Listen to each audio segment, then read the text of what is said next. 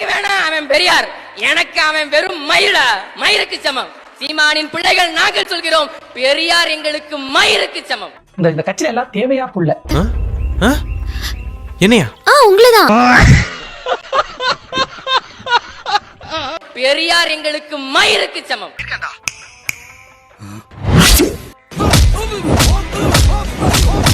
எளியாரை வழியார் அடித்தால் வழியாரை தெய்வம் அடிக்குதோ இல்லையோ, எவனோ ஒருத்தன் வந்து செம்ம அடி அடிப்பான் சார். அட நல்ல பழமொழிகள சார்.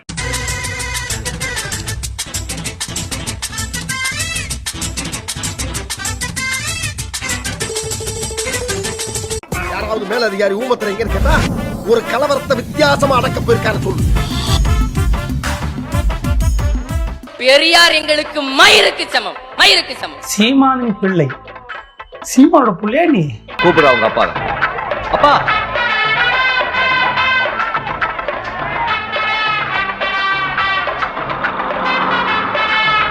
ஏண்டா உனக்கு இத்தனை அப்பனுங்களா?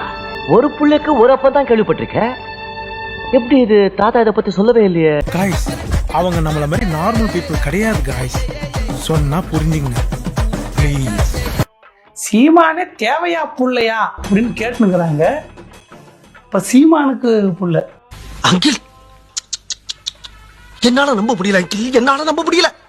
உங்க மேல எவ்வளவு மதிப்பு மரியாதை வச்சிருந்தேன் தெரியுமா? வயசுக்கு மீறி ஒரு பையனை வச்சுக்கிட்டு ஒரு பெரிய மனுஷன் பண்ற வேலையாது. சூப்பர். நீ தேவையா புள்ள அப்படின்னு கேட்பாங்க பொழுது வெளியே. எல்லாம் தெரிஞ்சும் நாங்க தெரியாத மாதிரி நடிச்சுட்டே இருப்போமா? எங்களை முட்டாளாக்கிட்டோம் நீங்க நினைச்சிட்டே இருப்பீங்களா? இந்த கட்சியில எல்லாம் தேவையா புள்ள, தேவையா அந்த பிள்ளைங்க.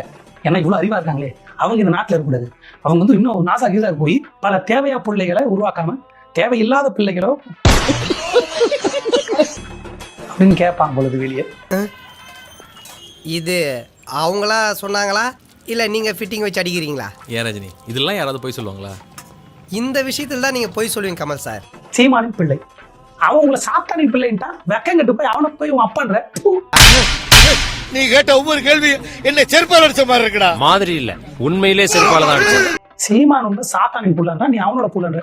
அட வெக்கம் கட்ட மானம் கட்ட. சார், நீங்க மைண்ட் வாய்ஸ் நினைச்சு சத்தமா பேசிட்டு இருக்கீங்க. சாரி ரகுவரன். அம்மா, புலி பாத்திருக்கியா? புலி, புலியோட நாக்கு இருக்குல்ல, அது ரொம்ப மோசமானதான். அந்த நாக்கை வச்சு ஒரு நக்கு நக்குனாலே மனுஷனோட தோல் சதையெல்லாம் பிச்சுக்கிட்டு வந்துருமா. கடிக்கணுங்கிற அவசியமே கிடையாதான். அவ்வளவு மோசமானதான். டேஞ்சரஸ்ல வேர்ல்டுல 2வது இடத்துல இருக்கு அந்த நாக்கு. அவ்வளவு கொடூரமான நாக்கே 2வது இடம்னா அப்ப முதல் இடம். இவ்வளவு பெண்ணியம் பேசின என் பாட்டம் பாரதியே செல்லம்மாளுக்கு புடவை கட்டி தாங்க அக்ரஹாரத்துல கூட்டிட்டு போனா. ரெகுலரா ஜான பிடிச்சிருந்தேன். நம்ம தொழிலை பார்த்து இந்த பிள்ளை சரி அரவத்து கஞ்சியாச்சு ஊத்துவான்னு ஜம்ப் பண்ணி பின்னால வந்துருச்சு. நம்மளுக்கு அறக்கிறது வயசாகி போச்சு இல்ல.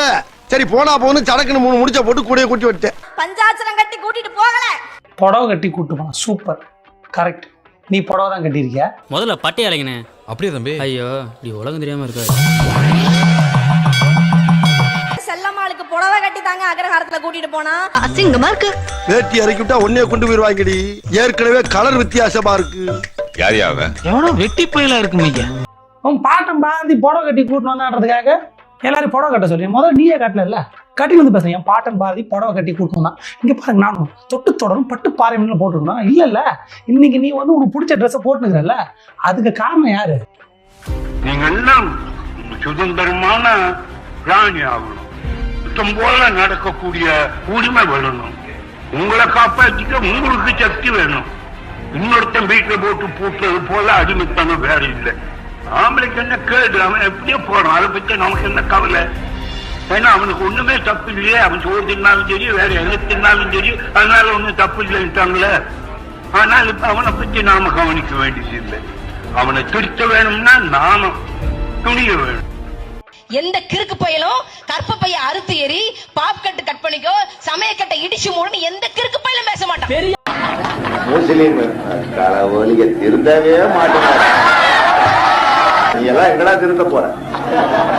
உன்னையெல்லாம் RSS காரனை விட்டு வெட்டி அந்த ரத்தத்துல தாண்டா ஜிகாத் கொடியவே நினைக்கணும். ஏன் கருப்பை அகற்ற சொன்னான்னு இந்த நாய்களுக்கு எந்த நாய்க்குமே தெரியாது. அதாவது தெரிஞ்சாலும் தன்னுடைய நொண்ணன் சொல்றதை வந்து இங்க சொல்லணும். நான் சொல்றேங்க, பெரியார் எதற்காக கருப்பை அகற்ற சொன்னார்னா, ஒரு குறிப்பிட்ட காலகட்டத்துல பாத்தீங்கன்னா பெண்கள் விருப்பப்பட்டாலும் விருப்பப்படலைனாலும் 12 இருந்து 15 குழந்தை பெத்துக்குவாங்க. ஏன்னா அப்ப இருந்த ஆண்கள் பாத்தீங்கன்னா பெண்களை வந்து ஒரு காமத்துக்காக தான், அதாவது வந்து சொன்னா செக்ஸுக்காக தான் அதிகமா பயன்படுத்திருக்காங்க. குழந்தை வெட்கும் இயந்திரமா பயன்படுத்திருக்காங்க. அப்ப பெண்கள் விருப்பம் இருந்தாலும் விருப்பம் இல்லைனாலும் குழந்தைகளை பெத்துக்கிட்டே இருக்கணும். அப்ப நம்ம போய் கேட்பாங்க, யாராவது கேட்பாங்க, ஏமா பப்பாளி அரைச்சு குடிச்சிருக்கலாம்ல அப்படின்னா, அதற்கு அந்த பாட்டி சொல்ற கருத்து என்னவா இருக்கும்னா, நான் பப்பாளி அரைச்சு கொடுத்தேன், அதுக்கப்புறம் பிறந்தவன் தான் இந்த பையன், இன்னொரு பையனை காமிப்பாங்க. அந்த மாதிரியான ஒரு நிலை தான் அந்த காலகட்டத்தில் இருந்தது. அதையெல்லாம் பார்த்துதான் பெரியார் வந்து ரொம்ப கோபப்பட்டு எப்படி இப்படி பண்றாங்க, அதனால எத்தனை சிக்கல் வந்துச்சு தெரியுங்களா? பெண்களுக்கு வந்து அந்த கருப்பையுடைய தசை வந்து இதாயிருங்க. அப்ப அப்படி தசை இதாச்சுன்னா அந்த பெண்களால வந்துட்டு எந்திரிச்சு நடக்க முடியாது, கருப்பை வெளியில வந்துடும். படுத்துட்டே அந்த ஏதாவது இருமுனா கூட அந்த மலமோ மூத்திரமோ அப்படியே லீக் ஆகிற அளவுக்கு ஒரு பெரிய பிரச்சனை இருந்ததுங்க. அப்ப அந்த பிரச்சனை எல்லாம் பார்த்துட்டா பெண்கள் வந்து பிள்ளை வெட்கும் இயந்திரம் இல்லை, பெண்களுக்கு ஒரு வாழ்க்கை இருக்கு. பெரியார் இதற்காக தான் அந்த கரண்டியை தூக்கி போட்டு வாங்கன்னு சொன்னாரு.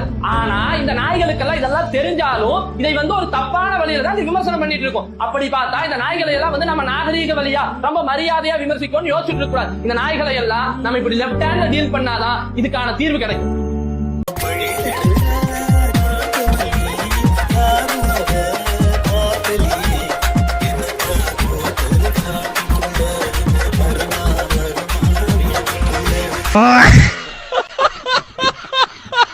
பார்த்தேன் பாரதியா, அவன் புடவை தானே கிட்ட சொன்னான். அவன் எங்க அவன் பொண்டாட்டி சட்டை பேண்ட் ஜீன்ஸ் பேண்டா போட்டு கூட்டு வந்தான். இல்ல நீ போட்டு அது என்ன ட்ரெஸ் இல்லை சுடிதாரா, அந்த சுடிதாரா அவன் பொண்டாட்டி போட்டு கூட்டு வந்தான். இல்ல அந்த காலத்துல மாடல் ட்ரெஸ் எதை போட்டு கூட்டு வந்தான். அந்த ஆளு கோட்டு தானே போட்டுருந்தான். அவன் பொண்டாட்டி ஓகே நான் கோட்டு போட்டுக்கிறேன், ஃபாரின்ல இருந்து நான் அதை ஆட்டையை போட்டேன், நீ கவுன் போட்டு கூட்டு வந்துடுறான்ல, அப்படி கூட்டு வந்தா அவன் பாரதி இது அந்த ஆளு புடவை கட்டி கூட்டு வந்துக்கிறான். அது வந்து பெருமையார பேசுற, நீ புடவை கட்டல, நீ இன்னைக்கு உன் பிடிச்ச ட்ரெஸ்ல போட்டுக்கிறமா. அது காரணம் அந்த ஆள் தான், நீ திட்டினுக்கிற அந்த ஆள் தான். அந்த ஆள் திட்டுறதுலாம் கவலைப்பட மாட்டான். நீ இப்ப இந்த ட்ரெஸ் போட்டிருக்கன்னு அந்த ஆள் சந்தோஷப்படும். அதுதான் பெரியார். பாத்தீங்களா, துண்டை வச்சுன்னு கேரக்டர் மாறிடுச்சு. பைபிள் படிச்சிருக்கியா? ரோமர் 6:23 என்ன சொல்லுது தெரியுமா?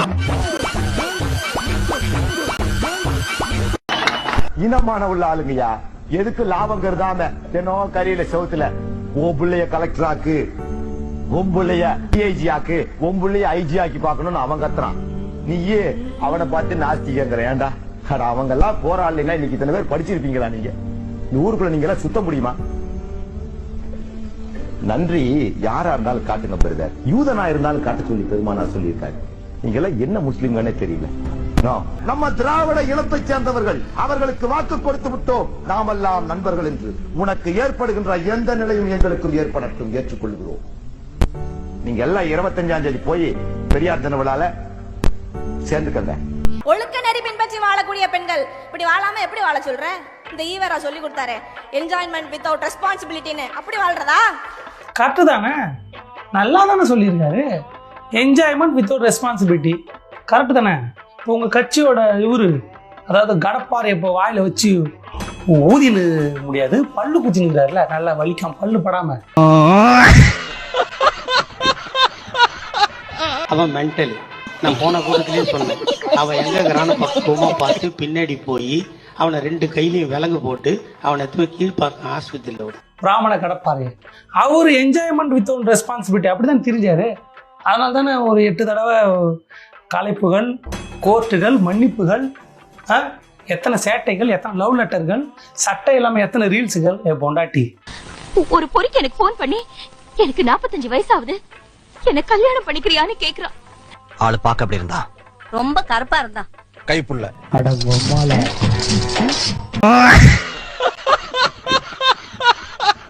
கரெக்டா சொல்லிடுறான் மனுஷன். உன்னதான் பேச கூப்பிடணும், பெரியார் திட்டத்துக்கு உன்னதான் கூப்பிடணும். சூப்பர் சூப்பர் பாயிண்ட் எடுத்து கொடுக்குறேன், எனக்கு தேங்க்ஸ். நானே தனியா வந்தா கூட இப்படி பேசிருக்க மாட்டேன்.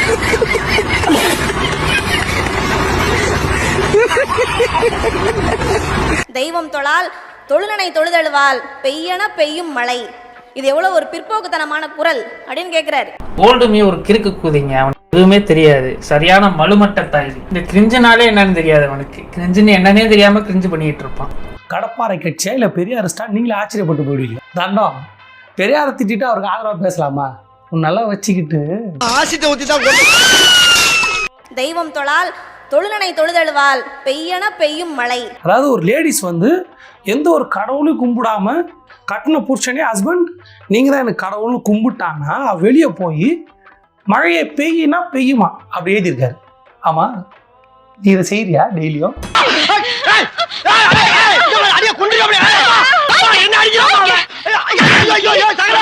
ஹஸ்பண்ட் வணக்கம் அப்படி செய்யறியா?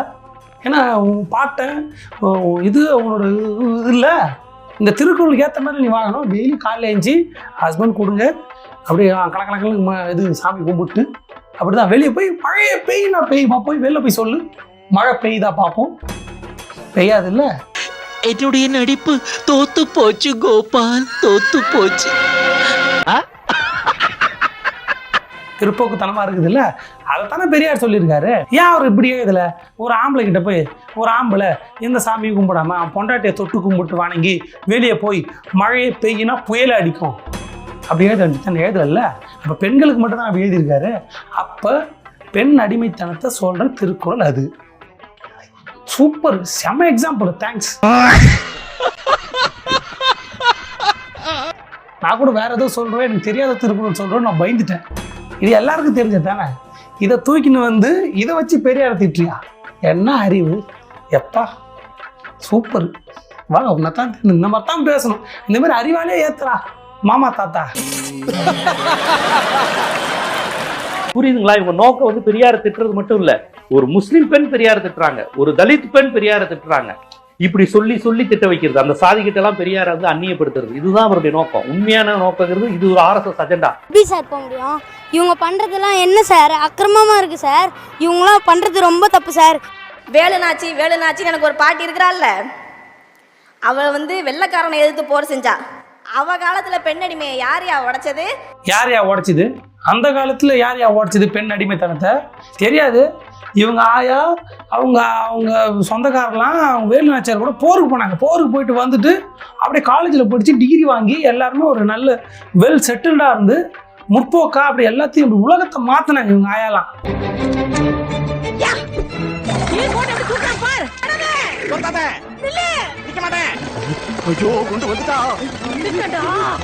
பார்ப்பன கடப்பாறைய வாயில கடிச்சுக்கிறவரு எதுக்கு பெண்களுக்கு சம உரிமை கொடுக்கணும்? அதுதான் அப்ப வேலுநாச்சியார் காலத்துல அடிமைத்தனத்தை உடைச்சிட்டாங்கல்ல.